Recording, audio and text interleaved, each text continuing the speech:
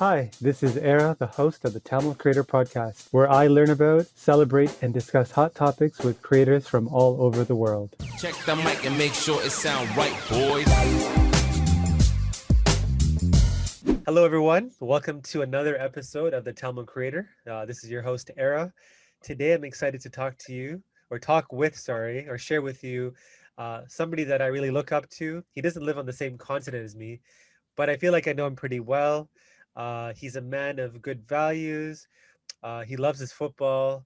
He's a DJ. He's a Renaissance man. He's like one of the other guests I talked to in one of my past episodes, where I would say he's a modern Renaissance man. He's well versed on music, cars.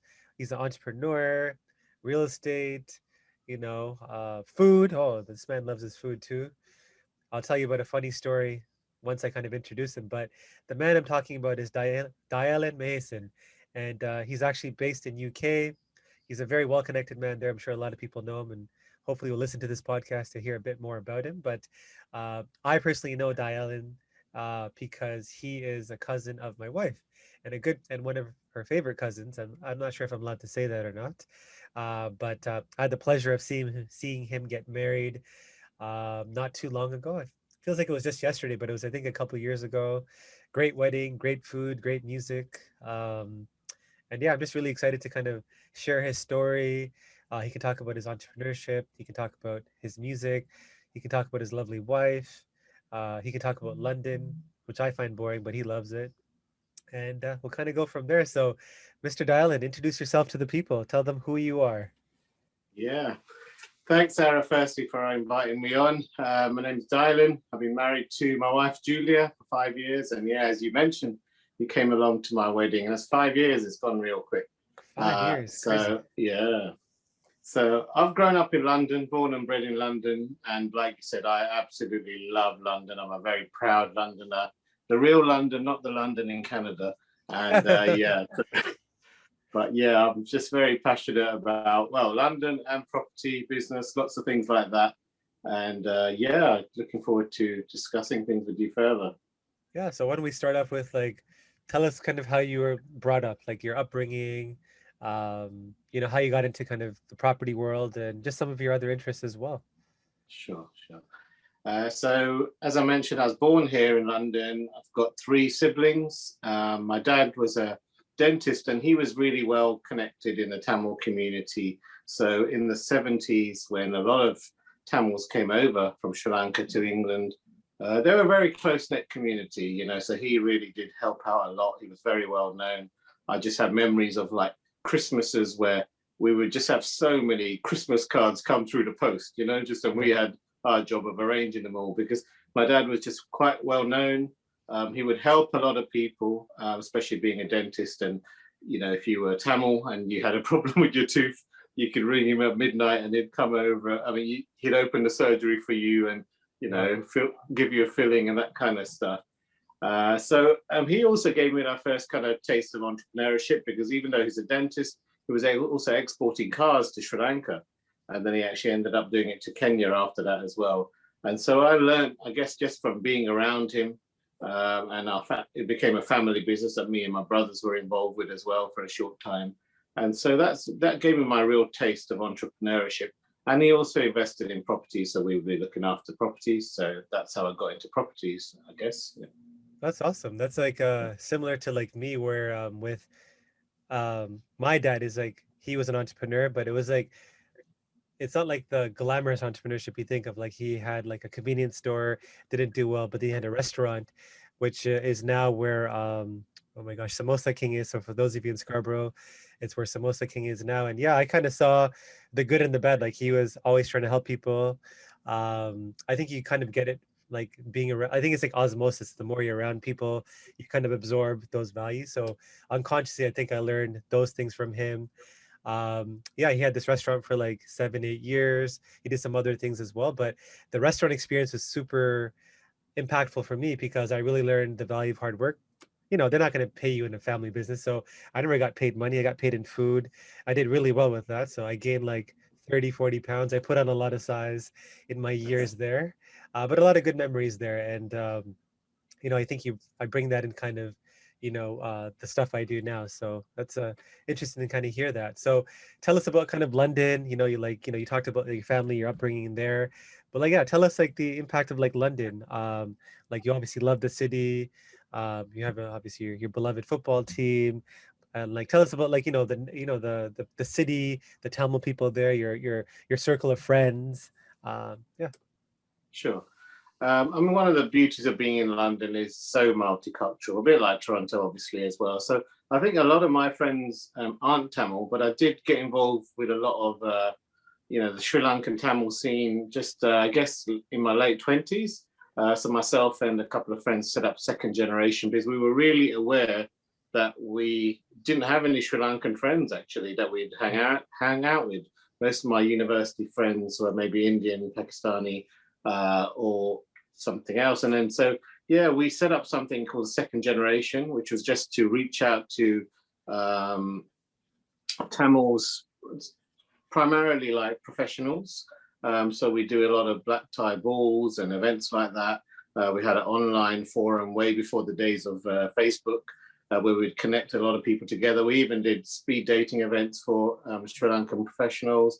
And that's where I got to get to know a lot of Sri Lankan Tamils, and most of them I'm still very much in touch with now. So that's I guess one of the big advantages of London. There's such a sizable Tamil community that when we started reaching out to them, there were so many that responded and came along to events that I'd never met before. So very quickly I got to know Tamil community a lot. There is an event called the London Tamil Market, which reaches out to the Tamil entrepreneur community as well, and that's a great event. It's a really, really supportive event, and they've been running for a few years now. Obviously, the last couple of years they couldn't because of COVID, and then you would have heard of the British Tamil entrepreneurs as well. So we've had awesome events where we've done networking. Last year, I got involved with organising the networking online as well. But the ones that we had in person were great for just bringing together entrepreneurs or people with entrepreneurial instinct, spirit, that wanted to just connect with each other. So if somebody's going to visit London, and they have one day to visit London, where do you take them? For me, I really like the west central part of London. So it's not the busy side with the Leicester Squares and the nightclubs and the flashy lights, but it's probably less busy, but just just a very pretty part of town. Really nice outdoor cafes, parks, restaurants, a lot of history. Especially people from America and Canada, they love that kind of side because it's like beautiful historic buildings. And they're taking pictures on every corner there. Just they find it, they're in awe of the place. Whereas for us, we probably take it for granted considering we've been grown up there. You talked about the nightclubs, and the only reason I bring that up is, your name is Dayalan, but there's another moniker that you're known by, right? So do you want to tell the people what that is and how you got that name?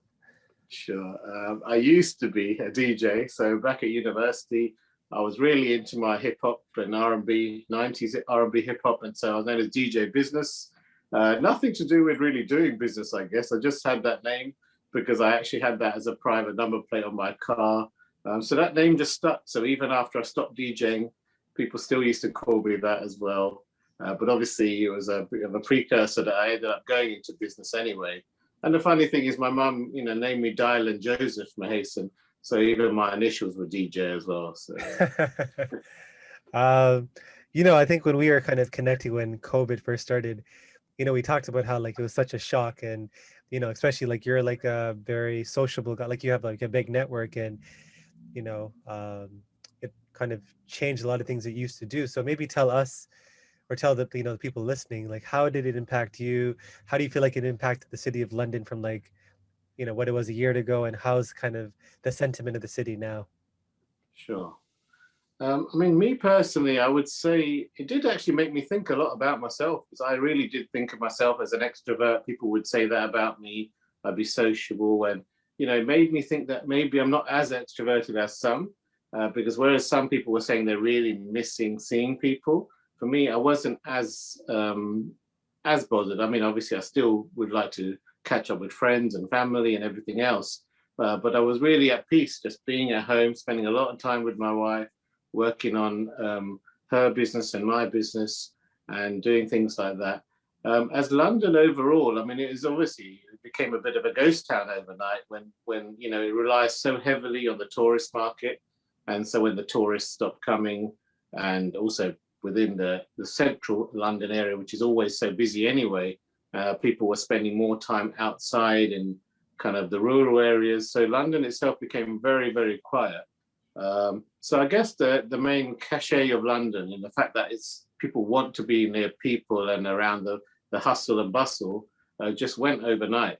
And that's kind of slowly returning, but I don't think it will be quite the same for a while, especially with also the other things with Brexit and, you know, tourists coming over from Europe isn't as easy as well, things like that. But yeah, just it's been an interesting time. So you said a lot of introspection, and you know, you mentioned your lovely wife. You know, I think you know, maybe we'll give her a shout out on her business. So maybe tell people about her business, and also, I don't know if you're still doing it, but when you guys were doing caramel, obviously maybe not now, but you know, why you guys started that, and what you're kind of hoping to achieve through caramel. Sure. So caramel was basically an idea we put together where my wife really loved cooking. She does still love cooking. She cooks amazing food. She cooks really, really good food. And the idea was then to combine, she had a real natural interest in Tamil food after she got married to me. And obviously I didn't mind her cooking Tamil food as well. Sorry? Yeah, good job, said yeah. good. So, yeah. So she had grown up obviously knowing how to cook great Caribbean food as well. So she thought, why not combine those elements? And this is, you know, fusion food is absolutely huge in London as it is, I know, in Toronto as well. And so she thought, why not just have a supper club? You know, even just a quite intimate thing at home. Don't need to be going into doing a restaurant straight away, but just to have people in your garden. So that's what we did. She'd been thinking about it for a while. So it was fusion food of Caribbean and Sri Lankan food. And especially after the Easter bombings that happened in Sri Lanka, that was the kind of trigger that we thought, well, let's do it now to raise money for some of those victims. So that's what started. And it was a great, you know, it was a really good success.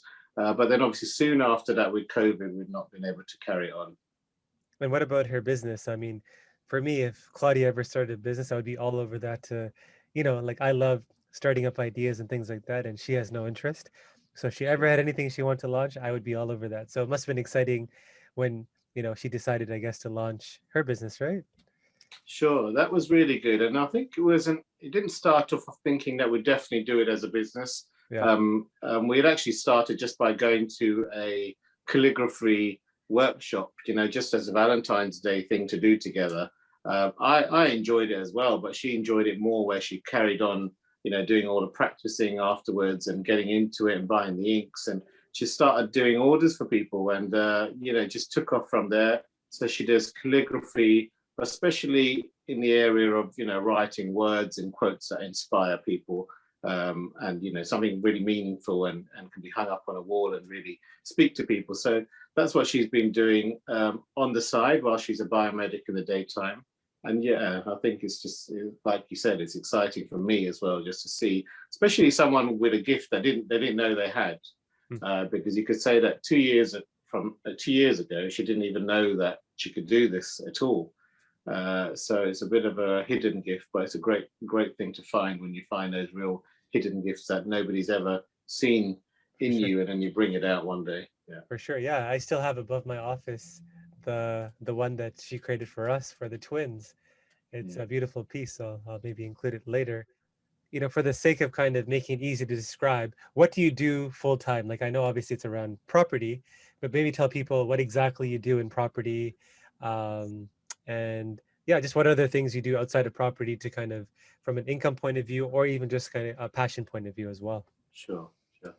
Yeah, so property has been my number one passion, you could say, in the last 20 years.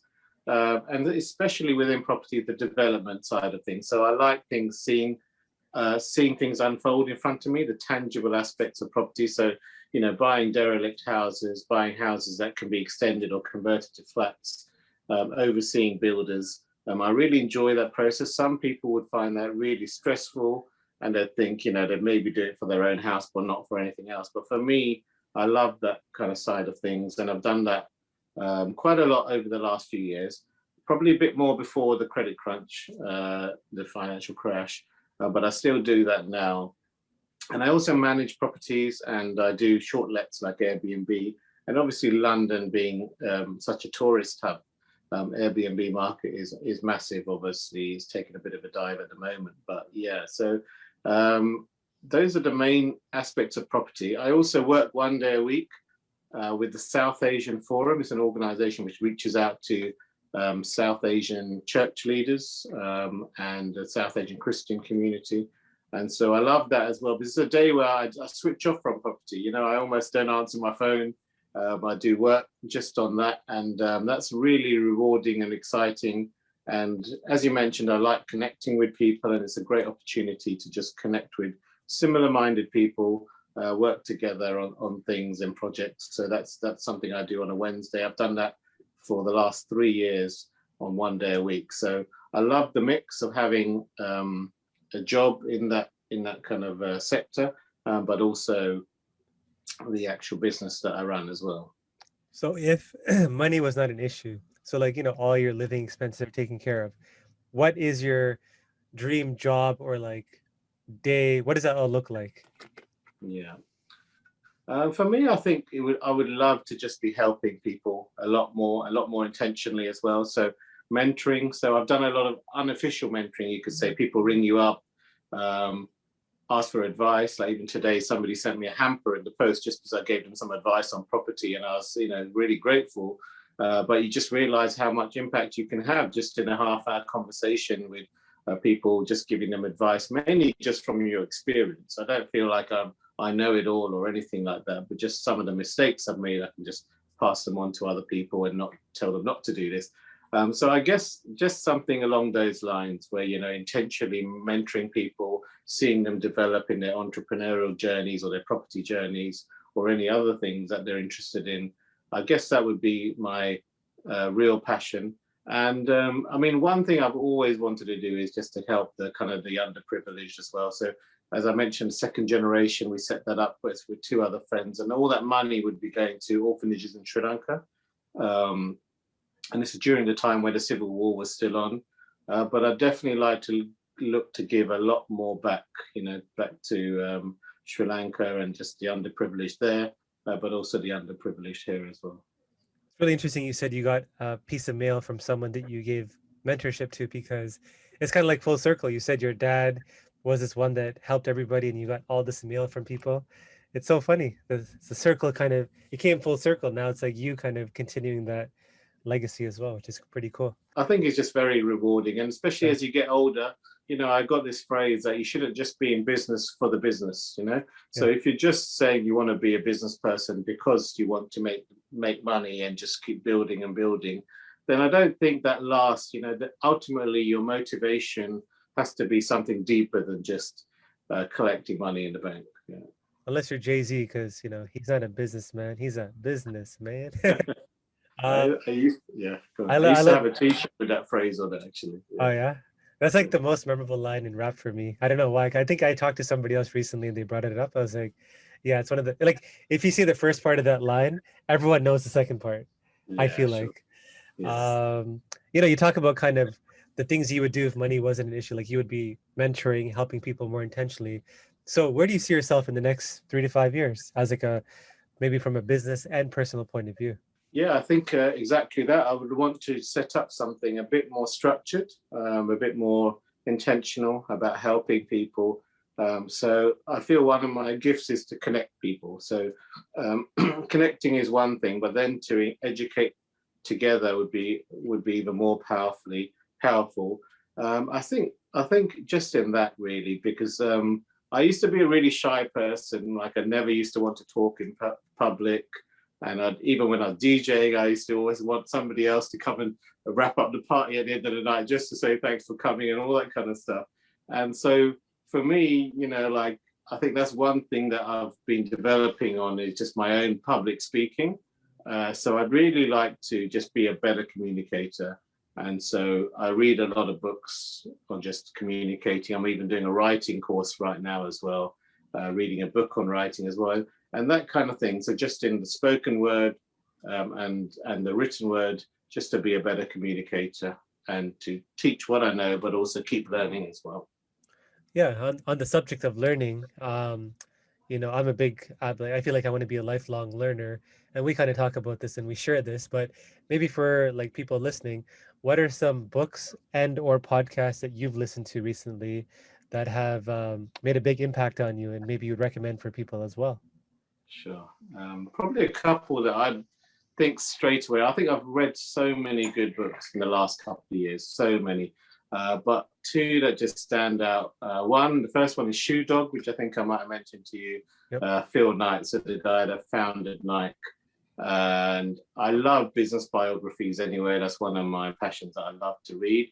But his story in particular, because he was a great entrepreneur, he still is, but he was also a really good writer. So when he put together those the passion that came into it through his book, but also written so well with so much emotion and expression, it's an awesome book. It's actually quite a long book for business biography standards, but it's one that I'd really recommend.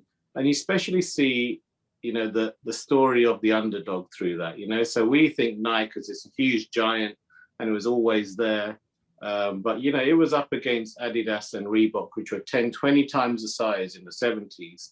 And it's only, after a lot of struggle that they came through and just exploded. And now, it's synonymous with sportswear and everybody has Nike in their wardrobe. But you see some of the struggles and some just really interesting things, like the people he teamed up along the way, people he might have fallen out with as well. But just interesting thing, he said he went to Japan and he was eating sushi and he was noticing how the sushi was sticking to the plate. And he thought, oh, those paws, the way the sushi stuck to the plate, he's going to use that same kind of design on trainers to stick to the ground and that kind of stuff. To just really think outside the box with so many things. So that's one great book I think I'd 100% recommend anyone that's interested in entrepreneurship or even just general life. And then probably another one that taught me a lot of things is The Ruthless Elimination of Hurry. It's a book by a guy called John Mark Comer, and I read it during the whole COVID thing last year, and I guess it taught me a lot about just slowing down and the importance of just thinking things through, the simplicity of life, taking away clutter from your life, having a day of rest. So someone as a Christian, I try to do that as one day a week. But it's just a great book on just some of the big advantages that come from slowing down and thinking. And we think of entrepreneurship as, something you've got to do, you've got to fill in your time, you've got to get the stuff done, life's short, you've got to get on with things. But it's really taught me a lot about just sitting back and working out what's important and then eliminating things that are just not important and not adding to your life. And what about podcasts? Because I know you listen to podcasts as well, including this one. Sure. I listened to a few, but I haven't listened to lots, and there's probably not any particular that I recommend. Obviously, I have to say for this one, but I'm very excited about this one because I'm just thinking, we were talking earlier just about some of the people that, you're going to be having on in the future as well. And I'm just really interested to see. And I think it's quite innovative because I don't think there's a space, there's anyone else doing something like this exactly, on people that are creators, which is, like you said as well, a lot more than just being entrepreneurs. And then within the Tamil community as well. So yeah, I'm looking forward to hearing more of it. I paid Dayalan to actually say that. Yeah. It's actually funny as you were talking. It was a story I should have brought up when we were talking about food, and maybe we'll go back to that subject. But I feel like you always send me these good links on Instagram to like these really interesting restaurants or food related accounts. And I'm like, why is this guy sending it to me? Like, I'm so tempted to go eat bad food now. But the one story that sticks with me was we were so close when we were coming to visit you in London. Not for your wedding, but I think it was 2 years ago. Wow. When we took a trip and we're like, should we actually get this guy a Burrito Boyz that he's been craving for like years? And ultimately, we're like, we didn't know if a burrito that was made like 10 hours before would do really well, like during a flight. But anyways, it just kind of reiterates how much you love food. And anyways, yeah. Yeah. Probably not as much as you, but still. Yeah. Um, you're someone that always is trying to improve and better themselves. So you talked about kind of the self reflection you were doing kind of during COVID, but just at a general level, what any new beliefs or like behaviors or habits that you've kind of adopted in the last couple of years that has really improved your life? Um, I think for me, like linked to that book that I mentioned, The Ruthless Elimination of Hurry, just being focused on the things that really matter.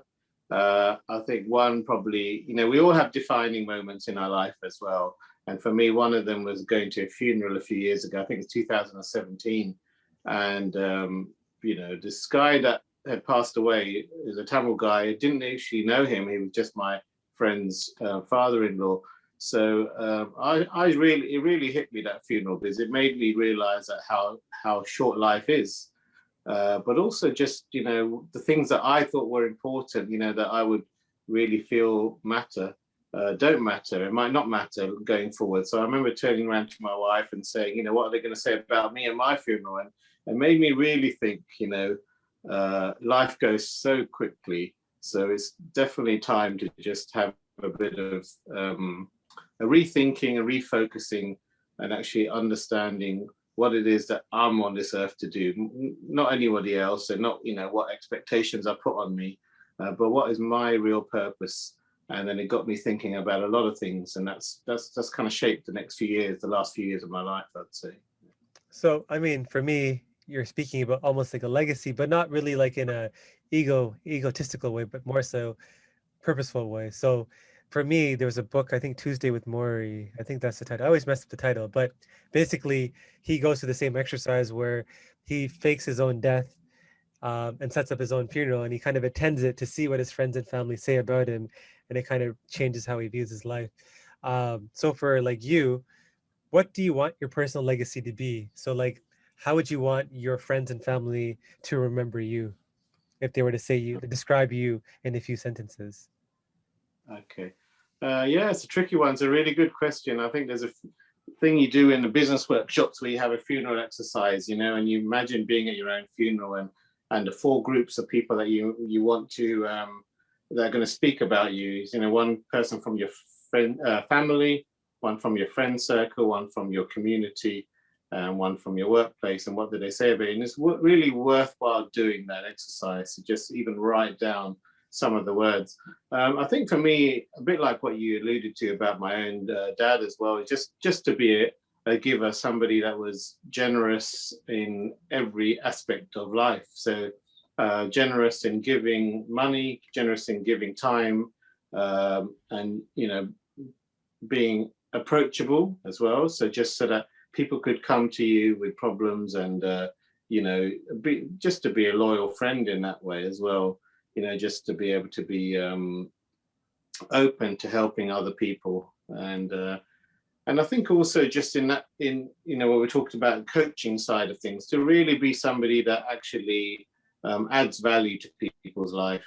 Yeah, so like if people can look back and say, without that person existing, this part of my life wouldn't have been there, or I wouldn't have learned this. So just adding value to people's life. I know it's quite a generic thing to say, but yeah, I think that's just in simple terms. That's some of the things I'd like to say. Yeah. Great answer. I can attest to Dayalan's generosity. When I arrived in London, he purchased 10 mutton rolls just for me, and I found that to be very generous.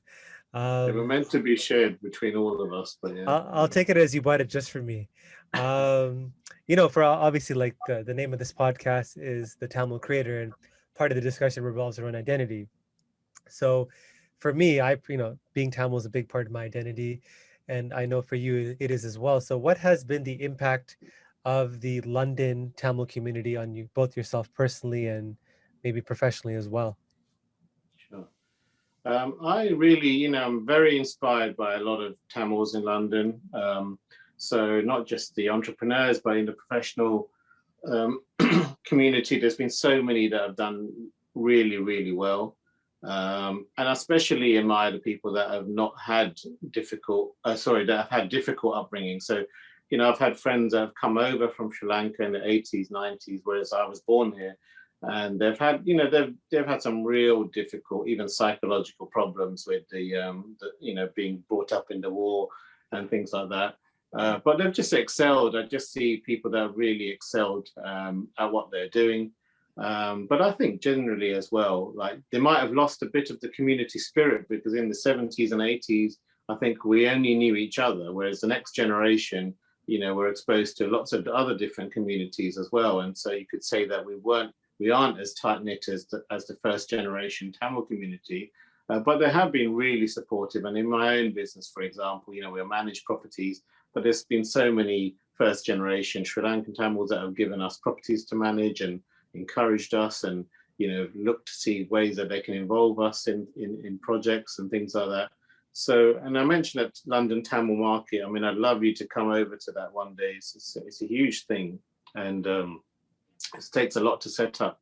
But, you know, the passion of the people organizing is just to get the Tamil community thriving, connecting with each other more. And I think that's just an example of some of the good things that Tamil community does in London.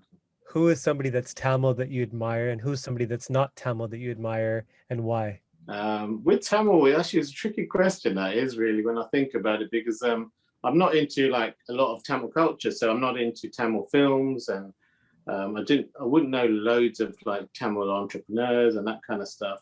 For me, I'd have to go a safe answer, which is actually, you know, I mentioned my dad, because I think for me, the first generation are really to be looked up to in so many ways. When they came over in the 70s and 80s, and, you know, we might sometimes laugh at all their hardship stories, you know, that they had to, you know, all share a room to live in, and they had to, you know, they even had to put in, you know, the coin operated heaters. They had to put money into the heater just to have a bit of heat and that kind of thing.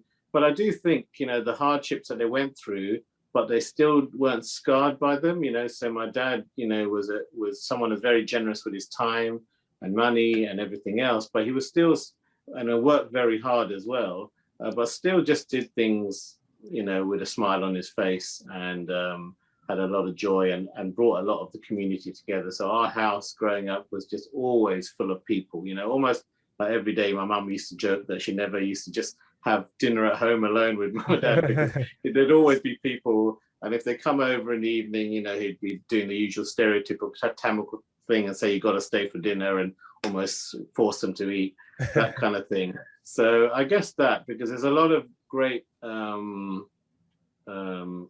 of qualities, I'd say, that, you know, I really admire.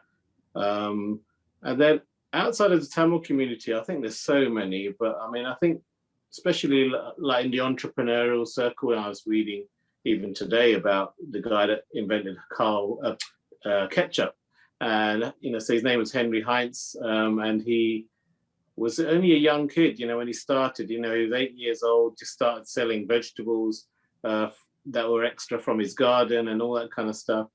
And he never gave up. You know, he actually started making horseradish sauces and other sauces. They weren't doing so well, but he kept going, and eventually stumbled on this recipe, which he improved on to make ketchup. And that was mainly because he really wanted to have a lot of people save time on cooking. He saw how much time his mum spent cooking, say, for example, and he goes, oh, how can I shorten that cooking time? And, you know, that kind of stuff. So he was doing it out of wanting for the greater good of humankind, you could say, you know. So, and just started off from there, and obviously now it's just become huge. And it was persistence, because it wasn't his first thing that he did. Another example I'd probably say for me, close to my heart, being a Liverpool football fan, is the manager as well, Jurgen Klopp, you know, because he's somebody that whatever team you support, you know, you really do look up to him, and you think, I wish he was my manager. Because, you know, people are generally either like a people person or a task person. You know, you're good at doing a task, or you're good at doing connecting with people, but he's someone that just put those two together. He's brilliant with people, encouraging people, but also excellent at his job. A really, really good football manager, but just a decent human being. You know, he in his interviews, you see that he only looks at football as a kind of secondary thing. You know, it's not as important as life itself, and, you know, people suffering around the world and that kind of stuff. So he's someone that just looks at, he is so privileged at what he does, that he recognizes that, but that also drives him to just be the best at what he can be, because he knows, that he's so lucky to be in that position. I was really surprised at the ketchup answer because I thought I would hear something about Liverpool much earlier than this. So I'm glad there's finally a reference to your beloved Liverpool team. Had to get in there. Yeah. I really like the ketchup story. I was not aware that the why. You don't think of ketchup as this kind of time-saving thing. You just think of it as ketchup. But it's pretty interesting you kind of brought that up. Yeah. We're Tamil creators in a way, like I'm creating this podcast. You're creating wealth through real estate. You're creating knowledge by sharing it with people. What's a piece of advice that you would give to aspiring or your fellow like Tamil creators?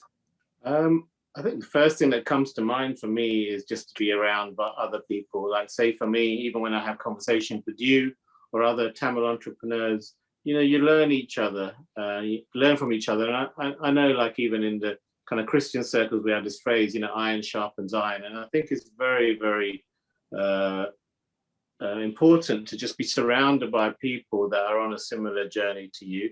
It's quite a cliche answer, but you can, in times in your entrepreneurial journey, get a bit lost. You can kind of not be as sharp as you could be. You could not be as inspired as you could be, because you're not seeing other people succeeding. And even you can learn from their kind of struggles as well, but just to be around people that are going to encourage you and kind of can get you. When you talk to some people about being an entrepreneur and what you do, they just don't get it, just like you might not understand their job and what drives them. So just about people that have that same spark, and those few sparks together can obviously then create electricity, and that could also involve a lot of collaboration along the way. So I think just to be open to being around people and being open to collaborate with them, because there's so many kind of unusual partnerships that you might not necessarily see as being fruitful in the first place, but over time they can be. Great answer. I love that. Yeah, I think it's definitely important to have other people that know your struggles, especially because sometimes, like you said, you tell people that have no idea what entrepreneurship is, or if you look at property, somebody that isn't as passionate about property as you tell them your pains, they're going to be like, yeah, whatever, it's not that big of a deal. So that makes sense. That can kind of concludes kind of the serious part of our discussion today, and now we kind of get to have a bit more fun, learn a bit more about Mr. Dayalan over here.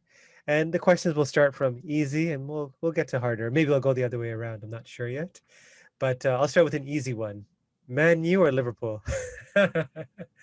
Liverpool, obviously. Don't even want to answer that. Yeah.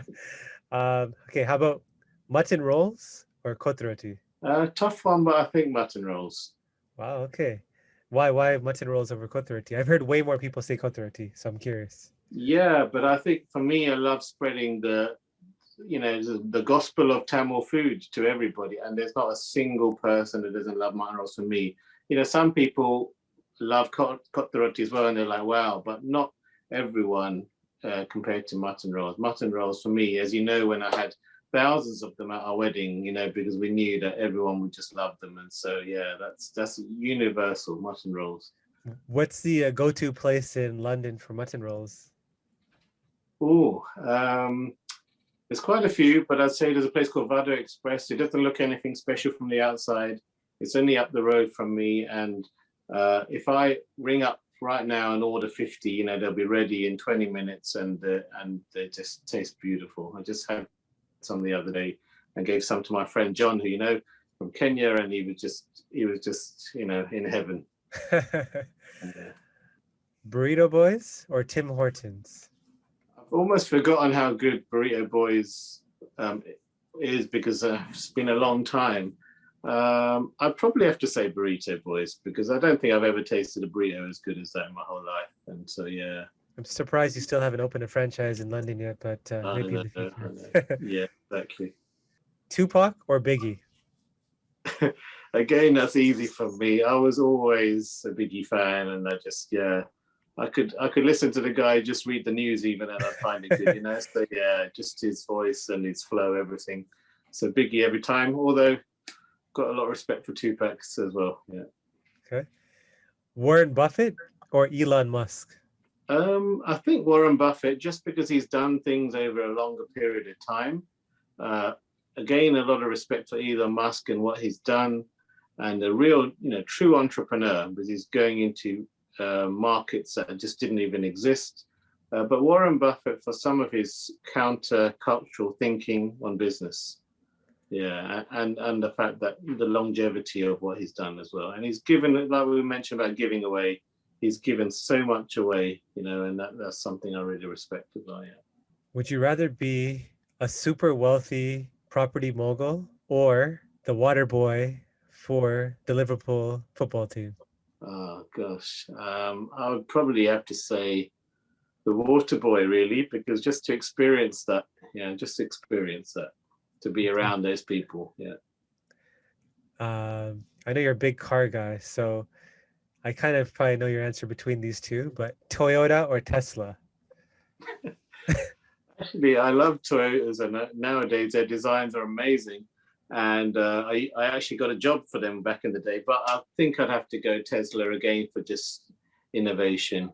Yeah. What's your favorite car of all time? This is kind of a side part B to this question.